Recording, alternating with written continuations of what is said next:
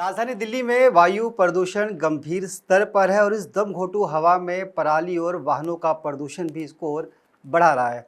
ऐसे में दिल्ली सरकार वायु प्रदूषण से बचने के लिए क्या कुछ कर रही है, इसी मुद्दे पर बातचीत करेंगे। आज हमारे साथ आम आदमी पार्टी की प्रवक्ता रीना गुप्ता जी हैं। जानेंगे इनसे आम आदमी पार्टी के क्या कुछ कदम है और दिल्ली के लोगों को जहरीली होती हवा से बचने के लिए आपके पास क्या प्लान है। रीना जी, स्वागत है आपका नवोदय टाइम्स पंजाब केसरी में। नमस्कार जी मैडम, काफ़ी सियासत इस पे हो रही है, कांग्रेस हो, बीजेपी हो, आम आदमी पार्टी हो, अब मानिए सुप्रीम कोर्ट भी, सब जानना चाहते हैं कि कब इस समस्या से हम लोग बाहर निकलेंगे। क्या प्लान है आपके? देखिए, सबसे पहले तो हमें ये समझना होगा कि वायु प्रदूषण जो है वो दिल्ली की बात नहीं है, पूरे उत्तर भारत की बात है। इस समय आप देखिए इंडो गैंजेटिक प्लेन, जहाँ की 70 करोड़ आबादी देश की रहती है, बसती है। आज आप चाहे हापुड़ देख लीजिए, गाजियाबाद देख लीजिए, मेरठ देख लीजिए, बनारस, मुरादाबाद, दिल्ली, गुड़गांव, पानीपत, सोनीपत, सब जगह AQI इस समय खराब हो रखा है। तो जब तक हम स्टेट गवर्नमेंट और केंद्र सरकार इस बात को, पहले तो हमें ये मानना पड़ेगा कि पूरे उत्तर भारत की प्रॉब्लम है, उसके बाद केंद्र सरकार को नेतृत्व लेके एक प्लान बनाना पड़ेगा कि ये सारे स्टेट्स जो हैं, दिल्ली, राजस्थान, पंजाब, हरियाणा, यूपी, ये जो स्टेट्स जो हैं, इन सबको मिला के दिल्ली का एयरशेड बनता है। दिल्ली का एयरशेड 300 किलोमीटर का होता है। ये 300 किलोमीटर में जो भी घटना होती है, चाहे कोई आग जलाने की घटना हो, कोई कारखाना हो, वाहन हो, कोई भी घटना होगी 300 किलोमीटर में, पराली जलाने की भी घटना, वो सारी घटनाओं का असर जो है दिल्ली की हवा पे पड़ता है। अब देखिए, केंद्र सरकार का एक डेटाबेस है, सफर डेटाबेस। सफर डेटाबेस में अगर आज आप डालेंगे कि दिल्ली का प्रदूषण कितना दिल्ली के अंदर से आ रहा है, कितना बाहर से आ रहा है, तो आज की तारीख में दिल्ली के अंदर से बस 25 से 30% आ रहा है, 70% बाहर से आ रहा है। मतलब कि हरियाणा से आ रहा है, पंजाब से आ रहा है, पड़ोसी के राज्यों से आ रहा है। तो जब तक सारे लोग मिलके, और ये दोषारोपण की बात नहीं है, सारे लोगों को मिलके, क्योंकि हवा तो रिकॉग्नाइज नहीं करती ना स्टेट बाउंड्री। हवा ये नहीं कहेगी कि भाई मैं दिल्ली की हवा हूं, मैं पंजाब में नहीं जाऊंगी, या पंजाब की हवा दिल्ली में नहीं आएगी। हवा तो एक है हमारी सबकी। दिल्ली सरकार बार बार टारगेट पे आ रही है, ऐसे में जानना चाहेंगे कि प्रदूषण मुक्त बनाने के लिए दिल्ली सरकार खुद क्या काम कर रही है? देखिए, दिल्ली सरकार ही एक सरकार है इन सारे एरियाज में। दिल्ली सरकार और अब पंजाब सरकार जो कुछ काम कर रही है, एक दिल्ली सरकार है जो हर साल विंटर एक्शन प्लान बनाती है। आपने कभी यूपी का विंटर एक्शन प्लान सुना? आपने हरियाणा का सुना? आपने किसी और स्टेट का सुना? सिर्फ अरविंद केजरीवाल हैं जो एयर क्वालिटी इंडेक्स AQI की बात करते हैं। किसी और मुख्यमंत्री के मुंह से मैंने आज तक ये शब्द भी नहीं सुना। तो दिल्ली सरकार ने बहुत सारे काम किए, मैं आपको कुछ काम गिनाऊंगी। सबसे पहले हमने जो 3 यहाँ पे कोयले के कारखाने होते थे, बिजली जिनसे बनती थी, 3 कारखाने दिल्ली के अंदर थे, हमने तीनों कारखाने बंद कर दिए। हमने कहा कि ये 3 कारखाने जो हैं उनकी वजह से प्रदूषण हो रहा है, ये स्टडीज में निकल के आया, उनकी वजह से प्रदूषण हो रहा है। तो केजरीवाल जी ने तीनों कारखाने बंद करे। उसका मतलब ये है कि दिल्ली को महंगी बिजली खरीदनी पड़ रही है, क्योंकि अपने कारखाने बंद हो गए। अब आप ग्रिड से की बिजली खरीदेंगे, ग्रिड की बिजली महंगी होती है। लेकिन केजरीवाल जी ने कहा कि मुझे दिल्ली के लोगों के फेफड़े ज्यादा प्यारे हैं, कोई प्रॉब्लम नहीं है, महंगी बिजली खरीदेंगे। वहीं आप देखिए NCR क्षेत्र में 11 और बिजली के कारखाने हैं, 11 सिर्फ NCR क्षेत्र में, जो पुरानी तकनीक से चल रहे हैं। सुप्रीम कोर्ट के हजारों ऑर्डर हैं कि आप तकनीक इंप्रूव करिए जिससे एयर पोल्यूशन कम हो, किसी के कान पे कोई जू नहीं रेंग रही है। वो 11 कारखाने वैसे के वैसे चल रहे हैं। दूसरी बात, हमने दिल्ली की सारी जो बसें हैं उनको CNG करा या इलेक्ट्रिक करा। अब हमने 8000 इलेक्ट्रिक बसेस ऑर्डर करी हैं।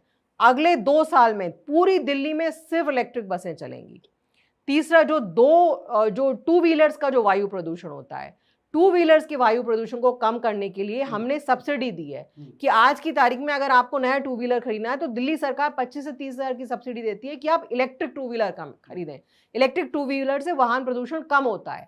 चौथा, हमने दिल्ली में प्लांटेशन किया। दिल्ली में पूरे देश में किसी भी शहर का maximum forest area green cover है 23%, पूरे शहर में कहीं नहीं है। और हमने जो रोड साइड में जो हवा, जो धूल उड़ती थी, उसके लिए रोड साइड में प्लांटेशंस करा। चौथा, हमने दिल्ली की सारी इंडस्ट्री को क्लीन एंड नेचुरल गैस पे कन्वर्ट किया। बहुत सारे ऐसे हमने काम किए। यही कारण है कि दिल्ली का अपना प्रदूषण जो दिल्ली के अंदर से ओरिजिनेट होता है वो 30% कम हुआ है। लेकिन चूंकि प्रदूषण बाहर से ज्यादा आता है, तो जब तक हमारा पूरा NCR का एक प्लान नहीं होगा, तब तक वायु प्रदूषण को उत्तर भारत में कम करना मुश्किल है। आप लोग तो अपने लेवल पर काम कर रहे हैं। एक रिपोर्ट आई, इसमें कहा जा रहा है कि पराली की वजह से भी काफ़ी हद तक प्रदूषण फैल रहा है। ऐसा नहीं कि पराली पंजाब के अलावा हरियाणा, मध्य प्रदेश, उत्तर प्रदेश यहाँ नहीं जलाई जा रही, लेकिन सबसे ज़्यादा पराली जो जलाई जा रही है पंजाब में जलाई जा रही है, ऐसा रिपोर्ट कहती है। आपका इस पर क्या कहना है? देखिए, पंजाब में सबसे ज्यादा चावल धान उगता है। हरियाणा छोटा राज्य है पंजाब की अपेक्षा। हरियाणा में जो है वो कल्टीवेशन राइस का पंजाब से कम है। पहली बात, जब से हमारी आम आदमी पार्टी की सरकार आई है तब से हमने 1 साल के अंदर पंजाब की पराली की घटनाएं 50% कम की हैं। ये मेरा अपना आंकड़ा नहीं है, ये केंद्र सरकार का CAQM का आंकड़ा है, इसरो का आंकड़ा है। इंडिया टुडे ने भी कल एक रिपोर्ट निकाली है, उसमें भी क्लियरली ये लिखा है कि 1 साल में पंजाब में पराली की घटना 50% कम हुई है, कम हुई है। अब देखिए, एक तो दूसरी बात ये है कि हमें हमेशा ना किसानों को दोषारोपण नहीं करना चाहिए। कोई किसान पराली नहीं जलाना चाहता। वो पराली जलाएगा, सबसे पहले उसी के फेफड़े खराब होंगे, उसके और उसके परिवार के फेफड़े खराब होंगे। तो सुप्रीम कोर्ट ने अभी परसों हिदायत दी है केंद्र सरकार को कि आप एक फंड बनाइए कि जो किसान है, किसान पराली इसलिए जला रहा है क्योंकि किसान के पास इस समय कोई और वो नहीं, ऑल्टरनेटिव नहीं है। तो आप एक फंड बनाइए, सुप्रीम कोर्ट ने केंद्र सरकार को बोला है, जिससे कि बाकी सारी फसलों पे MSP दिया जा सके। किसान धान इसलिए उगाता है क्योंकि धान का उसको श्योरिटी है कि MSP मिलेगा। मोटे अनाज का MSP नहीं है देश में। तो सुप्रीम कोर्ट ने केंद्र सरकार को बोला है कि आप मोटे अनाज का भी MSP शुरू करिए, जिससे कि किसान धीरे धीरे चावल से दूर होके और अनाज उगाए, क्योंकि और अनाजों में पराली का प्रॉब्लम नहीं होता है। पंजाब और दिल्ली के बीच में मैडम हरियाणा पड़ता है, और हरियाणा सरकार कह रही है कि पंजाब सरकार इस पर पॉलिटिक्स कर रही है, राजनीति ज़्यादा हो रही है, काम कम हो रहा है, हमें मिलकर बैठकर बात करनी चाहिए। आपको लगता है कि हरियाणा के हिस्से का जो काम है वो सरकार नहीं कर रही है, या वाकई जो लोग कह रहे हैं कि पंजाब के लिए उसमें कुछ दम है? देखिए, इस बात से तो मैं बिल्कुल सहमत हूं कि मिल के बैठ के काम करना चाहिए। जुलाई के माह में दिल्ली के पर्यावरण मंत्री ने केंद्रीय पर्यावरण मंत्री को चिट्ठी लिखी कि साहब, जुलाई का महीना आ गया है, बहुत जल्दी अक्टूबर नवंबर आएगा, आप प्लीज कृपा करके सारे मंत्रियों की एक बैठक बुलाइए। पिछले 8-9 साल हो गए, कभी भी केंद्रीय पर्यावरण मंत्री ने सारे मंत्रियों को, मुख्यमंत्री को बैठाया नहीं और एक प्लान नहीं बनाया। मैं आपको चाइना को उदाहरण देना चाहूंगी। आज से 10 साल पहले चाइना में वही स्थिति थी जो आज पूरे उत्तर भारत में है। बीजिंग में ओलंपिक, आपको याद होगा, ये हुआ कि ओलंपिक नहीं हो सकते क्योंकि बीजिंग की हवा इतनी खराब है, लोगों ने कहा हम तो ओलंपिक करेंगे नहीं। तो चाइना की सरकार ने ये नहीं किया कि किसी और को दोषारोपण किया हो। जैसे भारतीय जनता पार्टी की सरकार तो नेहरू जी के लिए हर बात के लिए नेहरू जी उसके लिए जिम्मेदार हैं, उनका बस चले तो वो प्रदूषण के लिए भी नेहरू जी को जिम्मेदार बैठा दें। चाइना ने ये नहीं कहा। चाइना ने कहा, वहां पे जैसे हमारे यहाँ स्टेट्स होते हैं, वहां प्रोविंसेस होते हैं, चाइना ने सारे प्रोविंस की सरकारों को बैठाया। चाइना ने कहा कि अगले 1 साल में आपको ये 5 काम करने हैं।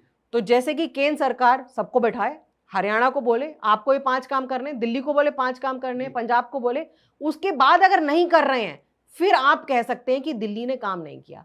आपने पहली बात तो प्लान ही नहीं बनाया। दूसरा, चाइना ने क्या करा कि जिस राज्य ने बढ़िया काम किया, अगर मान लीजिए दिल्ली सरकार ने बढ़िया काम किया और दिल्ली सरकार ने अपना PM 2.5 का लेवल कम कर दिया, तो चाइना की केंद्र सरकार ने कहा कि अब हम तुम्हें रिवॉर्ड देंगे कि भाई तुमने इतना बढ़िया काम किया, हम तुम्हें रिवॉर्ड देंगे। तो ऐसा ही मैं कहती हूं कि हमारे देश में होना चाहिए कि अगर अरविंद केजरीवाल ने अपना PM 2.5 20% कम कर दिया तो ये लो आप 2000 करोड़ लो केंद्र सरकार के खाते से, और अगर नहीं किया तो पिनलाइज करो। यही एक काम करेगा, नहीं तो कोई फायदा नहीं है। आपके चैनल पे और आपके अखबार में खबरें आएंगी हर साल, उसके बाद मार्च तक सब सो जाते हैं, फिर अक्टूबर में सब जगते हैं। पूरे साल हमें काम करना पड़ेगा, हमें मिलके काम करना पड़ेगा। आपने कहा कि दिल्ली सरकार ने बहुत सारे काम किए हैं, क्या कुछ आंकड़े हैं आपके पास, और क्या उन कामों से कुछ पॉजिटिव रिस्पॉन्स आया, कुछ शेयर करना चाहेंगे आप? देखिए, centre for science and environment एक बहुत वर्ल्ड रिनाउंड और इंडिपेंडेंट एजेंसी है। Centre for science and environment ने स्टडी की थी और उन्होंने कहा था कि दिल्ली सरकार के जो काम है उसकी वजह से दिल्ली का PM लेवल 30% कम हो गया है। ये उनकी इंडिपेंडेंट रिपोर्ट है, कोई मेरा आंकड़ा नहीं है। और बहुत सारी स्टडीज दिखा चुकी हैं कि कहीं भी आप देखिए तो वो ये बताएंगे कि जो दिल्ली सरकार ने जो इलेक्ट्रिक व्हीकल्स पॉलिसी जो लाई है वो दुनिया की बहुत बढ़िया पॉलिसी है। जितना प्लांटेशन का काम किया, हर साल प्लांटेशन का टारगेट मिलता है। गुड़गांव हमने अपना टारगेट एक्सीड किया। गुड़गांव ने जितना उनको टारगेट मिला था उसका 1/3 उन्होंने सिर्फ वहां पे प्लांटेशन किया। गुड़गांव में आप देखिए रोज सारा वहां जंगल कट रहा है, जंगल भी हमें कटने से बचाना पड़ेगा और हमें प्लांटेशन करना पड़ेगा पूरे नॉर्थ इंडिया में, क्योंकि जब जगह खाली होती है तो वहां से भी डस्ट उड़ती है और वो डस्ट वायु में फिर रिसर्कुलेट होती है, उससे भी वायु प्रदूषण बढ़ता है। पिछले दिनों सोशल मीडिया पर कुछ वीडियो वायरल हो रहे थे जिसमें पराली जलती हुई दिख रही थी। लोग जानना चाहते हैं कि वीडियो कहाँ के हैं, क्या वाकई जिस तरह से वीडियो फैलाए जा रहे हैं सोशल मीडिया पर उसमें सच्चाई कितनी है? देखिए पराली तो जल रही है यूपी में भी, हरियाणा में भी, पंजाब में भी, और हमने जो काम किया उसकी वजह से 50% कम हुई है। लेकिन मैं ये नहीं कह रही हूँ कि पूरी खत्म हो गई है, पूरी खत्म करने में हमें 1-2 साल और लगेंगे। लेकिन जो वायरल वीडियो है वो ये कहकर प्रसारित किए जा रहे हैं कि पंजाब के वीडियो हैं। अब ये तो फिर थोड़ी नीचे दर्जे की राजनीति हुई ना, कि आप कह रहे हैं पंजाब के वीडियो हैं। किसान तो हर जगह किसान है, वो पंजाब का भी किसान है, हरियाणा का भी किसान है, यूपी का भी किसान है। जब उसके पास कोई विकल्प नहीं होता है तो वो जला देता है एंड में। अब उसको विकल्प देने का काम केंद्र सरकार और राज्य सरकार को मिलकर करना पड़ेगा। सुप्रीम कोर्ट ने क्लियरली बोल दिया कि हमें, सुप्रीम कोर्ट ने कहा हमें कोई दलीलें नहीं सुननी है, आपको फंड देने पड़ेंगे राज्य सरकारों को, जिससे कि ऐसी नौबत ही ना आए कि किसान को पराली जलानी पड़े। आप लोग ये भी कह रहे हैं कि हरियाणा और यूपी की सरकारों को दिल्ली के प्रदूषण के लिए काम करना चाहिए, क्या कुछ फैक्चुअल रिकॉर्ड है आप लोगों के पास? देखिए मैं बताया ना आपको, एक सफर डेटाबेस जो है, सफर डेटाबेस में अगर आप जाएंगे तो उसमें आप एक एक शहर का टिक कर सकते हैं कि झज्जर से आज कितना आ रहा है।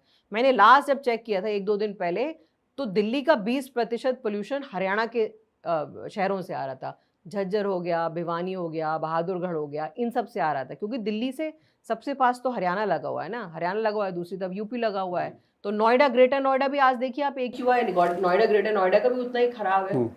आपने बातचीत की शुरुआत में कहा कि बैठकर हल निकालना चाहिए, ये सिर्फ दिल्ली की समस्या नहीं है, पूरे देश की या पूरे उत्तर भारत की समस्या है। क्या आपको लगता है कि केंद्र सरकार या केंद्रीय एजेंसी आपको इसमें सहयोग दे रही है? देखिए मैं आपको एक और आंकड़ा दूंगी। 2019 में WHO, वर्ल्ड हेल्थ ऑर्गेनाइजेशन, उन्होंने पूरे देश की एक स्टडी करी थी, उत्तर भारत की नहीं, पूरे देश की स्टडी करी थी।